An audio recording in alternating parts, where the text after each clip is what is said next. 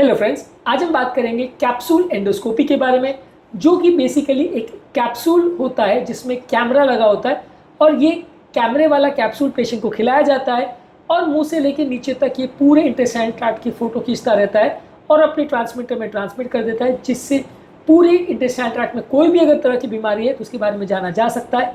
ये टेक्नोलॉजी क्या है, कैसी है, इसके क्या लिमिटेशंस है, क्या फ़ायदे हैं और कब हम इसको यूज़ करते हैं, ये सारी चीज़ों पर आज बात करेंगे।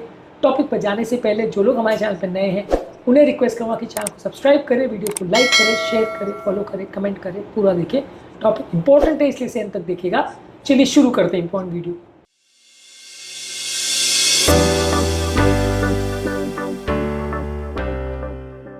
सबसे पहला ये कैप्सूल एंडोस्कोपी वाला जो तरीका है, ये बेसिकली एक छोटा सा मिनिएचर कैप्सूल होता है जिसको खाने के साथ या केले वगैरह में लगा के पेशेंट को निगलने को बोला जाता है। इसमें एक लाइट सोर्स होता है, एक मिनिएचर कैमरा होता है और एक ट्रांसमीटर होता है जो सारे इंटेस्टाइनल ट्रैक्ट, डाइजेस्टिव ट्रैक्ट की हज़ारों इमेजेस लेके, ये बेसिकली ज़्यादातर इमेजेस या स्टिल इमेजेस ही ज़्यादातर ट्रांसमिट करता है। हालांकि वीडियो टेक्नोलॉजी भी इसमें डेवलप की जा रही है।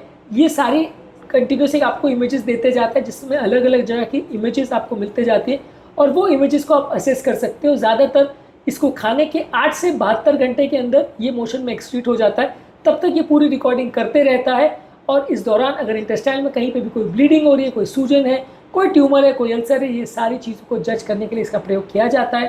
ज़्यादातर अगर किसी व्यक्ति को पेट में इंटेस्टाइन ब्लीडिंग है या कोई इन्फ्लेमेटरी बाउल डिजीज जैसे क्रॉन्स और अल्सरेटिव कोलाइटिस है, कोई ट्यूमर, कोई पॉलिप, कोई कैंसर, कोई अल्सर है या सीलियाक्स डिजीज़ है, तो ये सारे केसेस में ये यूज़ करते हैं। ज़्यादातर इसको यूज़ करने का सबसे बड़ा फ़ायदा ये है कि आपको पूरी एंडोस्कोपी की ट्यूब और कोलोनोस्कोपी की ट्यूब, जो कि काफ़ी पेनफुल भी होती है, डालने की ज़रूरत नहीं पड़ती है और पेशेंट का बिना एंडोस्कोपी के भी आपको एंडोस्कोपी जैसी ही इमेज क्वालिटी मिल जाती है और आपको काफ़ी कुछ डायग्नोसिस में मदद मिलती है कि बीमारी पेशेंट को क्या है, कैसी है, और पेशेंट को ज़्यादा इनकन्वीनियंट भी नहीं होता क्योंकि कोलोनोस्कोपी और एंडोस्कोपी अपने आप में काफ़ी ज़्यादा इनकन्वीनियंट और काफ़ी कॉस्टली प्रोसीजर्स भी होते हैं। तो इसलिए ये सारी चीज़ें आपकी बच जाती हैं। ऐसा मैं नहीं कह रहा हूँ कि एंडोस्कोपी बिल्कुल फ्री होता है, ये भी कॉस्टली होता है, लेकिन एटलीस्ट आपको ये एंडोस्कोपी और कोलोनोस्कोपी के दौरान जो मेंटल साइकोलॉजिकल ट्रॉमा होता है वो बच जाता है। तो इसका एडवांटेज ये है कि नॉन इन्वेजिव है, कम्प्लीटली पेनलेस है और आपको पूरा ऊपर से नीचे तक एक ही बार में आपको पूरी इमेजेस मिल जाती है। क्योंकि एंडोस्कोपी के लिए आपको मुंह से एक अलग ट्यूब डालनी पड़ती है, कोलोनोस्कोपी में नीचे से एनल एरिया से ट्यूब डालनी पड़ती है, तो दोनों माथा पच्ची आपकी बच जाती है और इसमें पेशेंट को ना हॉस्पिटल एडमिट करने की ज़रूरत पड़ती है, ना सीडेशन देने की ज़रूरत पड़ती है।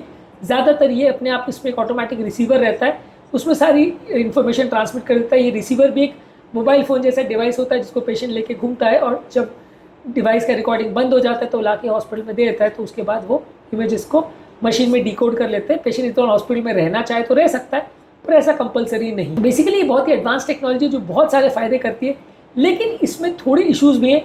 एक तो ये कि इसमें क्वालिटी कंट्रोल बहुत ज़्यादा नहीं हो सकता। अगर इमेज क्वालिटी ख़राब है तो वो ख़राब ही रहेगी। इसके अलावा कभी कभार इमेज क्वालिटी बहुत ज़्यादा ख़राब आती है क्योंकि मान लीजिए वो कैप्सूल के ऊपर अगर ब्लड आ गया या कोई स्पॉट आ गया या कोई चीज़ से वो चिपक गया या कहीं मूव नहीं कर पा रहे तो उस पर आपका कोई कंट्रोल नहीं है। जबकि एंडोस्कोपी में क्या है कि आप अगर ट्यूब कहीं अटक रहा है, कुछ हो रहा है, तो आप उसको मूव कर सकते हो। अगर आसपास ब्लड आ गया तो उसको सलाइन डाल के आप क्लीन भी कर सकते हो। ये सारी उसमें फैसिलिटी है। इसके अलावा अगर किसी व्यक्ति को बाउल ऑब्स्ट्रक्शन है या कुछ ऐसा प्रॉब्लम है जहाँ पे मोशन बहुत स्लो हो रहा है तो वो कैप्सूल काफ़ी लंबे समय तक एक पर्टिकुलर जगह पे अटका रह सकता है या परमानेंटली भी अटक सकता है और वहाँ पे वो नीचे तक एक्सट्रीट ना हो, ऐसा भी हो सकता है। अगर मान लीजिए किसी को वहाँ पे कोई पॉलिप वगैरह है या कोई डाइवर्टिकुलम वगैरह, तो वहाँ पे वो फंस भी सकता है और नीचे तक ना भी पहुँचे, ये भी हो सकता है।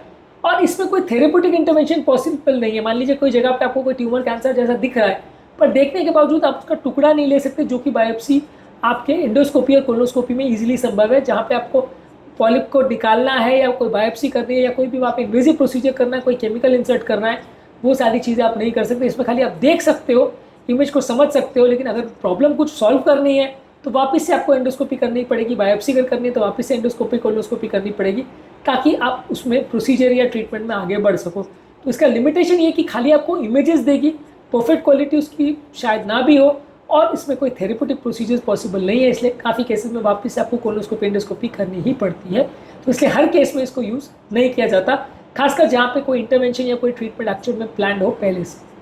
तो आज के टॉपिक में हमने बात करी कैप्सूल एंडोस्कोपी के बारे में, जो कि एक नया प्रोसीजर है, कि रीसेंट एडवांसमेंट है और ये एक नॉन इन्वेजिव तरीका है आपके इंटेस्टाइनल ट्रैक्ट की इमेजेस और फोटोग्राफ्स लेने के लिए और उसके बारे में जानने और समझने के लिए। उम्मीद करूँगा कि आज के टॉपिक में कुछ नई बातें जानने को मिली होगी। टॉपिक एंड करने से पहले जो लोग हमारे चैनल पर नए हैं उन्हें रिक्वेस्ट करूँगा कि चैनल को सब्सक्राइब करें, वीडियोस को लाइक करें, शेयर करें, फॉलो करें, कमेंट करें, पूरा करें।